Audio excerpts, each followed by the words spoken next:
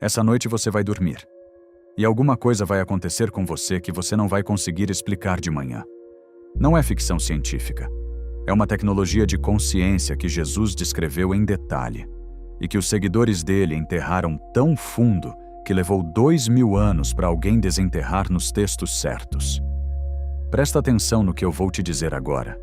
Não como quem ouve mais uma teoria da internet, mas como alguém que está prestes a entender por que certos sonhos te deixam mais pesado do que quando você fechou os olhos. Existe um ensinamento que Jesus deu em particular. Não nas igrejas, não na Bíblia que você conhece, nos evangelhos que foram suprimidos e encontrados no deserto do Egito em 1945. Nesses textos, ele fala sobre entidades que chama de arcontes, guardadores, administradores de uma realidade que não foi feita para te libertar. E ele descreve 5 sinais específicos que aparecem nos sonhos quando essas entidades estão operando na sua consciência. Nos próximos minutos, você vai entender como a neurociência do sono chegou às mesmas conclusões que Jesus chegou há 2000 anos. Não de forma metafórica, de forma estrutural. E você vai saber o que verificar toda manhã ao acordar. Você passou a vida inteira sendo ensinado que sonhos são processamento aleatório do cérebro. Ruído neural. Descarga de memórias do dia. Lixo que o sistema nervoso descarta enquanto o corpo descansa. Essa é a versão oficial. E ela é conveniente demais para ser acidente. Pensa comigo. Se sonhos são só ruído, por que o Egito Antigo manteve uma classe de sacerdotes chamados interpretadores de sonhos por 4000 anos? Por que Daniel foi parar na corte de Nabucodonosor especificamente por essa habilidade? Por que Salomão recebeu sabedoria num sonho, segundo o próprio texto que a igreja escolheu preservar? A igreja não suprimiu os evangelhos gnósticos por descuido. Suprimiu porque eles entregavam ao indivíduo um mapa de funcionamento da consciência que dispensava intermediários. Um mapa que incluía o que acontece quando você dorme. Sem esse mapa, você fica acordado dentro de uma realidade gerenciada e dormindo dentro de uma realidade que você acha que é sua, mas pode não ser. A psiquiatria convencional trata o conteúdo dos sonhos como sintoma, nunca como informação. A religião institucional há muito trocou o sonho como canal de revelação pelo sonho como superstição. E a indústria farmacêutica fatura bilhões com distúrbios do sono sem que ninguém pergunte o que o sono está tentando mostrar. Mas Jesus perguntou. Em 1945, em Nag Hammadi, no Alto Egito, um camponês chamado Mohammed Ali Al-Saman cavou a terra perto de um penhasco e encontrou um jarro de barro selado. Dentro, 13 códices, 52 textos, escritos em copta, datados do século IV, baseados em originais gregos provavelmente do século II. Entre esses textos está o Apócrifo de João. Esse documento traz uma cosmologia detalhada dos arcontes, entidades criadas por Yaldabaoth, uma divindade demiúrgica inferior. Os arcontes são descritos como administradores de camadas de realidade que mantêm as almas humanas presas no ciclo de encarnações.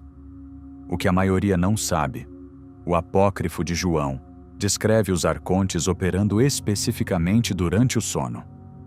Quando a consciência humana se separa parcialmente do corpo, no estado de sonho, ela entra em domínios onde esses administradores têm acesso mais direto. Agora, a ciência. Em 2017, pesquisadores do Centro de Neurociências Cognitivas da Universidade de Trento publicaram um estudo sobre padrões que eles chamaram de parasitas cognitivos, estruturas de atividade neural que se inserem na arquitetura do sonho e alteram sua estrutura emocional sem que o sonhador perceba. Eles usaram esse termo de forma técnica. padrões que chegam de fora da narrativa interna do sonhador e se comportam como agentes externos. O estudo identificou marcadores específicos no EEG de sono REM correlacionados com esses padrões. Em 2021, pesquisadores da Universidade de Northwestern mapearam o que chamaram de sonhos de intrusão, episódios onde o conteúdo do sonho muda abruptamente sem gatilho narrativo interno, como se algo externo tivesse redirecionado o roteiro. Eles descobriram que esses episódios se correlacionam com exaustão imunológica, inflamação crônica de baixo grau e, o dado que ninguém esperava, com picos de cortisol ao acordar, mesmo quando o conteúdo do sonho não era objetivamente ameaçador. Jesus chamou de arcontes. Os neurocientistas chamam de parasitas cognitivos e intrusões. O mecanismo que ambos descrevem é estruturalmente o mesmo: uma interferência no processamento da consciência durante o sono que deixa rastros mensuráveis pela manhã. Carl Jung não era gnóstico, mas estudou os textos do sistema gnóstico com obsessão, décadas antes dos manuscritos de Nag Hammadi serem encontrados, a partir de fragmentos medievais que sobreviveram à destruição sistemática. Em 1916, ele teve uma experiência que o assustou tanto que só escreveu sobre ela 50 anos depois, perto de morrer. Ele a chamou de 7 Sermões aos Mortos e atribuiu o texto a Basílides de Alexandria, gnóstico do século II. Nesse material, Jung descreveu entidades que depois reconheceu como correspondentes psicológicos exatos dos arcontes gnósticos. No seu sistema analítico, ele os chamou de complexos autônomos, estruturas psíquicas que se comportam como personalidades separadas, com objetivos próprios, resistentes à integração consciente. O dado concreto que Jung documentou: esses complexos são mais ativos durante o sono, REM. Manifestam como figuras específicas em sonhos recorrentes e deixam uma assinatura emocional ao acordar que não corresponde ao conteúdo manifesto do sonho, mas ao que foi suprimido. Ele não tinha os textos de Nag Hammadi. Chegou ao mesmo mapa por outro caminho. Agora os 5 sinais.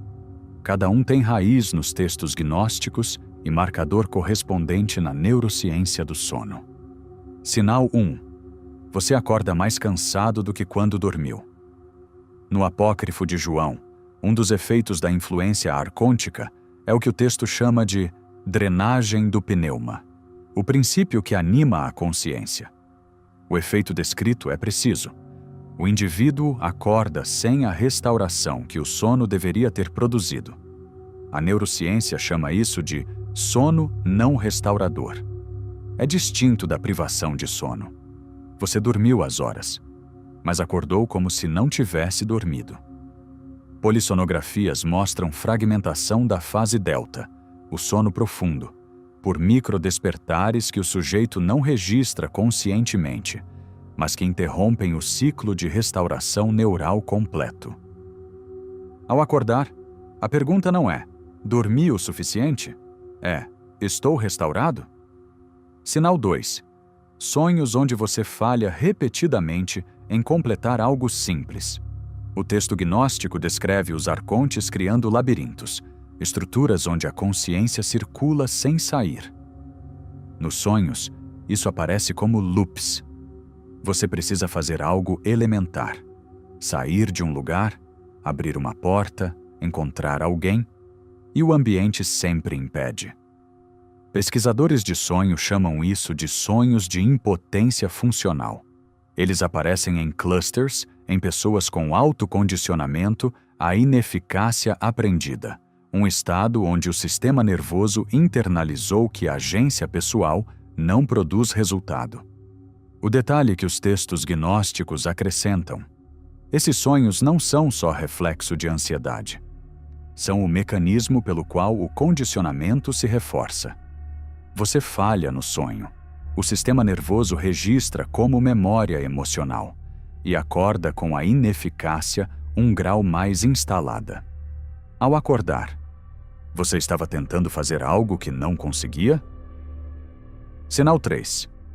Figuras de autoridade que demandam submissão. No sistema gnóstico, os arcontes são hierárquicos. Cada camada da realidade administrada por eles tem um senhor. E uma das formas como se manifestam na consciência individual é como figuras de autoridade, pais, chefes, entidades religiosas, figuras governamentais, que no sonho exigem conformidade ou punem a falta dela. Jung mapeou isso como complexo paterno negativo, a autoridade arquetípica que demanda regressão à dependência, não crescimento. O sinal específico: a figura de autoridade no sonho não está te ensinando, está te controlando. E ao acordar, você sente uma compulsão difusa de se justificar, de se defender de algo que você não sabe bem nomear. Ao acordar, houve alguém no sonho que te julgava, te punia ou cuja aprovação você precisava? Sinal 4. Você é outra pessoa no sonho e aceita sem questionar. Esse é o sinal mais sutil. O Evangelho da Verdade, um dos manuscritos de Nag Hammadi, descreve a condição de inconsciência como acordar dentro de um sonho sem saber que é um sonho, vivendo uma identidade que não é a tua sem que nada dispare o alarme. No plano dos sonhos noturnos, isso aparece de forma direta. Você é outra pessoa, outro nome, outra história, outra vida, e em nenhum momento questiona isso. Pesquisadores de lucidez onírica chamam isso de falha de reconhecimento de identidade dentro do sonho. O dado relevante: pessoas que praticam metacognição regular, meditação, journaling de sonhos, introspecção estruturada, têm taxa menor desse tipo de sonho. A consciência de si durante a vigília cria uma estrutura que resiste à substituição de identidade durante o sono. A leitura gnóstica é direta. Se você pode ser convencido de que é outra pessoa enquanto dorme, o mesmo mecanismo opera enquanto você está acordado, só de forma mais gradual. Ao acordar, você era você no sonho? Sinal 5. Ao acordar, a primeira emoção é medo, culpa ou vergonha sem objeto claro. Esse é o sinal diagnóstico mais preciso. E o que Jesus enfatiza mais nos textos gnósticos como evidência de operação arcôntica. No apócrifo de João, o demiurgo opera através de 3 afetos primários: medo, inveja e ignorância. Os arcontes que ele cria administram a consciência humana por esses mesmos afetos. O medo ao acordar é diferente do medo quando algo te ameaça. Ele não tem objeto. Você acorda com a sensação de que algo está errado, que falhou em algo, que precisa se proteger, mas não sabe de quê. Um estudo de 2019 da Universidade de Genebra mediu cortisol em sujeitos imediatamente após o despertar em diferentes condições de sonho. Sujeitos que acordavam com afeto negativo sem memória narrativa clara tinham picos de cortisol maiores do que sujeitos que acordavam de pesadelos explícitos com ameaça identificável. A leitura gnóstica.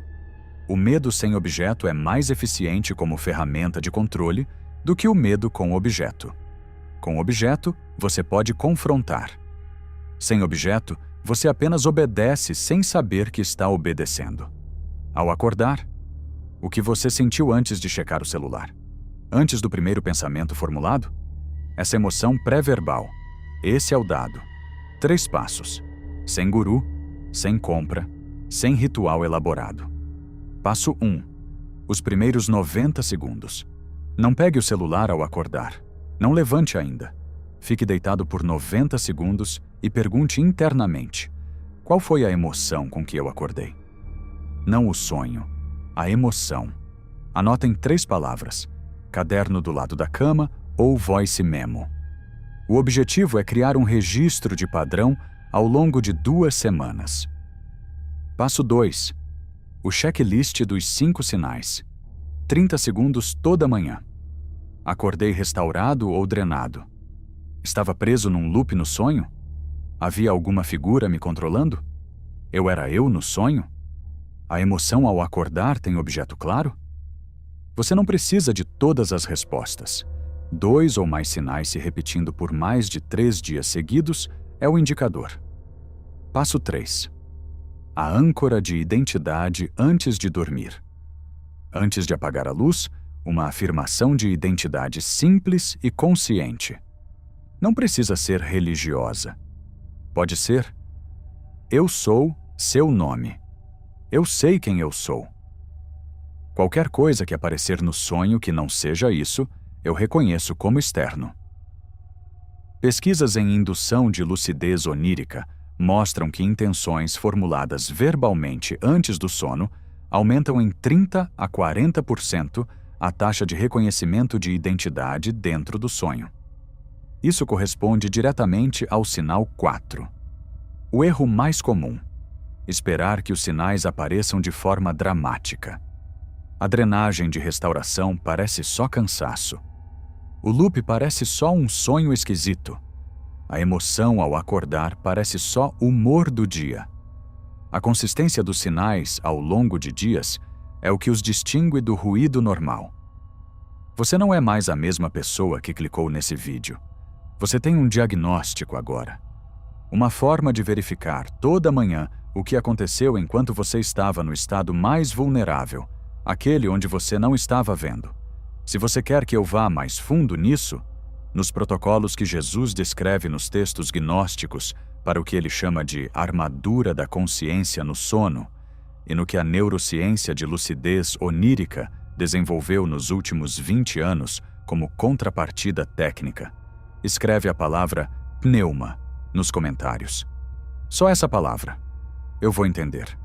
E se algum desses sinais fez sentido para você, manda esse vídeo para alguém que acorda todo dia sem saber por que está pesado. O algoritmo não distribui esse tipo de conteúdo. Você é o canal.